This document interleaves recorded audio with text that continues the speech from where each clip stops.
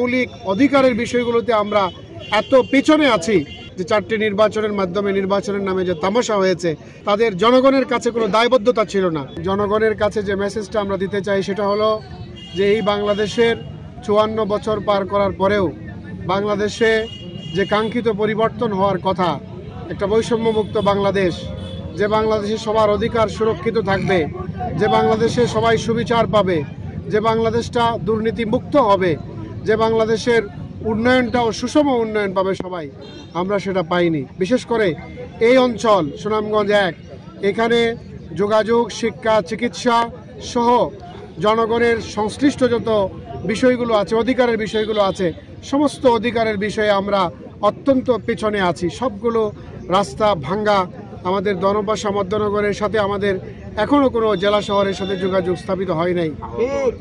আমার শাসনা জামালগঞ্জের সেতুটা অত্যন্ত গুরুত্বপূর্ণ, সেটা বাস্তবায়ন হয়নি। হাওরের ভিতরের যে রাস্তাগুলো সাবমার্জিবল রাস্তা হওয়ার কথা, সেই রাস্তাগুলো হয়নি। আমাদের একমাত্র ফসলের যে জায়গাগুলো, বাংলাদেশের সবচেয়ে সেরা অঞ্চল যেখান থেকে আমাদের ফসল ফলে, বুড়ো মৌসুমের ফসল, সেখানে স্বাচ্ছন্দ্যে চাষাবাদ করা ফসল নিয়ে আসার জন্য হাওরের ভিতরে রাস্তাগুলো এখনো পর্যন্ত করা হয়নি। আমরা আমাদের শিক্ষা প্রতিষ্ঠানগুলোতে শিক্ষক স্বল্পতা, অবকাঠামোগত অত্যন্ত নাজুক অবস্থার মধ্যে আছি। চিকিৎসার ক্ষেত্রে আমাদের হসপিটালগুলো অত্যন্ত নাজুক অবস্থায় আছে। এই যে মৌলিক অধিকারের বিষয়গুলোতে আমরা এত পেছনে আছি, এখানে যারাই বারবার নির্বাচিত হয়েছিলেন বিগত সময়গুলোতে, তারা সেই যথাযথ ভূমিকা রাখতে পারেননি। বিশেষ করে টানা তৃতীয়বার অর্জন করেছে দেশের সেরা সুপার ব্র্যান্ড স্বীকৃতি বসুন্ধরা টিস্যু।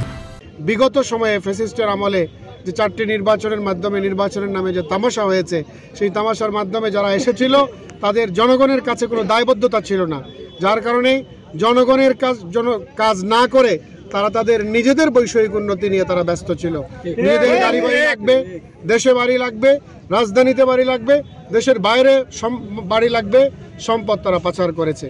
এই অবস্থায় আমরা যত জায়গায় যাচ্ছি মানুষের কাছে ধারে ধারে, জনগণ আমাদেরকে যেটা বলছে সেটা হচ্ছে আমরা এই আগের মতো নেতৃত্ব এখন আমরা চাই না, সম্পূর্ণ পরিবর্তন চাই। নেতৃত্ব হবে দেশপ্রেমিক, যে নেতৃত্ব হবে সৎ, যে নেতৃত্ব জনগণের কাছে দায়বদ্ধ থাকবে, যে নেতৃত্ব আল্লাহকে ভয় করবে, যে নেতৃত্ব সমাজ এবং রাষ্ট্রের সম্পদকে আমানত মনে করে মানুষের সেবাটা প্রত্যেকের দূরগোড়ায় পৌঁছে দেবে, সেই ধরনের নেতৃত্ব আমরা চাই।